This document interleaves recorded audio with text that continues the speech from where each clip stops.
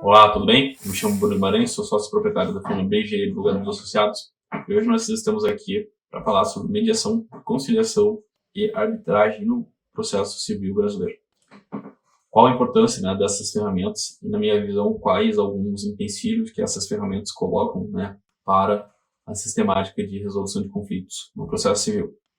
Primeiramente, precisamos diferenciar cada um desses institutos, sendo a mediação o meio de resolução do conflito, por meio do qual um terceiro imparcial simplesmente irá conduzir a sessão, em que as partes elas próprias buscarão, a resolução desse litígio de forma mais efetiva.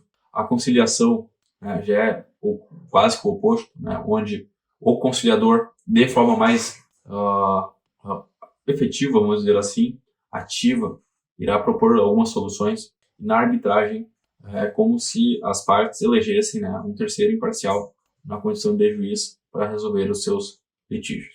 Qual o benefício que essas três modalidades, vamos dizer, extrajudiciais de resolução do conflito, trazem, para o processo civil brasileiro e para o Poder Judiciário brasileiro como um todo? Na minha visão, a principal vantagem que essas três ferramentas trazem para o direito processual civil como um todo, para o Poder Judiciário sobretudo, é o esvaziamento dos processos judiciais. No século XXI, a gente teve uma crescente de processos judiciais que foram propostos. Cada vez mais a população brasileira visa assegurar seu direito. Cada vez mais estamos inseridos num mundo de extrema informação e extrema agilidade. Então, ao passo que uma pessoa foi lesada em 1 minuto, e no segundo seguinte já existe a informação de qual direito socorre a ela. Então, estamos num mundo cada vez mais informado, cada vez mais digitalizado, cada vez mais ágil. As pessoas estão cada vez mais procurando os seus direitos. O que antes ficaria relegado ao deixa pra lá, isso a gente vê depois e nunca mais é tocado.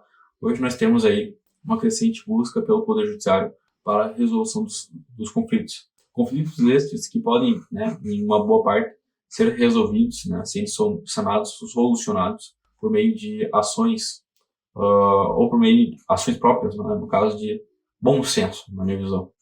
Eu sou um grande entusiasta do bom senso, haja visto que, na minha visão, se as pessoas tivessem um mínimo de bom senso, não teríamos a metade ou a maior parte dos problemas que temos hoje.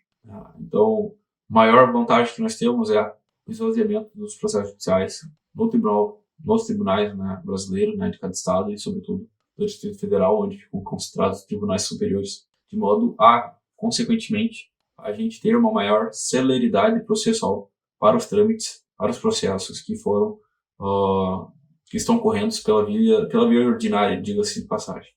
Então, a principal vantagem desse meio de resolução extrajudicial de conflito é o esvaziamento dos processos judiciais e, por consequência, esses processos que estiverem limitando na justiça comum serão mais céleres, ao passo que esses processos que escolhem pela mediação e conciliação geralmente também são mais céleres, possuindo prazos muito mais céleres, possuindo liberdade e flexibilidade muito maiores. Então, além de serem mais palpáveis. Então, aí o que um processo judicial demoraria 1 ano, quem sabe 2, 3, para resolver determinada situação, uma conciliação ou mediação, quem sabe uma arbitragem, demora muito menos que isso, quem sabe semanas ou quem sabe meses. Para mim, um dos principais óbices, desvantagens que esses meios extrajudiciais de conflito têm é a insistência de alguns magistrados, servidores públicos, ou que, sabe, até mesmo algumas partes maliciosas, poderosas, de passagem, se valendo desse instituto para afastar o direito à ampla defesa ou do contraditório à outra parte. Cada vez mais tenho notado que alguns juízes, não podemos generalizar, têm se valido do princípio desses institutos extrajudiciais para resolução de conflito para se desvencilharem das grandes e exorbitantes quantidades de processos que cada vez chegam mais nos seus gabinetes.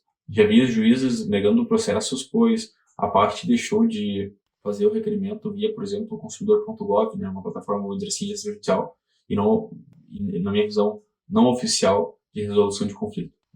Pois ele entendia que simplesmente cabia à parte, somente faria direito à parte ingressada no Poder Judiciário, caso esgotasse as vias extrajudiciais de resolução do conflito, ou seja, tirando de si a responsabilidade de resolver aquele problema que lhe foi confiado. Na minha visão, um dos principais óbices na mediação e na conciliação é isso. né? E também temos que falar do problema, na minha visão, da arbitragem, né? O que é uma cláusula de arbitragem? É uma cláusula em que ambas as partes elegem determinado árbitro, né? Geralmente são árbitros, tem empresas especializadas nisso, obviamente, e elegem árbitros, para que esses árbitros, na condição imparcial, né, de juiz, de passagem, é como se fosse um juiz privado, tá? Exerçam, né, a sua jurisdição, né, dizendo a quem o direito ocorre. Para mim, porém, na minha visão, essa cláusula de arbitragem ela guarda vários problemas. Um dos primeiros grandes problemas é que muitas vezes as cláusulas de arbitragem elas são onerosas, excessivamente onerosas, diga-se de passagem, em que uma das partes, ou geralmente a mais fraca, quando necessita invocar essa cláusula de arbitragem, ela não consegue, pois carece de recursos financeiros. Ao mesmo passo que, havendo cláusula de arbitragem, a pessoa primeiro, né, o interessado primeiro tem que se recorrer aos árbitros, para depois, quem sabe, se recorrer do Poder Judiciário. Ou seja, torna o processo muito mais oneroso para quem busca socorrer o seu direito. Então, eu já vi várias cláusulas de arbitragem serem utilizadas com a finalidade de afastar o direito, né, ou pelo menos o exercício do direito da outra parte, né, do seu adversário processual. Então, a mediação, a conciliação e a arbitragem tem seu papel fundamental no processo civil brasileiro. Sim, obviamente, com boa parte dos princípios, né? Porém, ela também guarda aí seus malefícios, que, na minha visão, têm sido utilizados de forma errônea, como meio, né, de alguns juízes se desvencilharem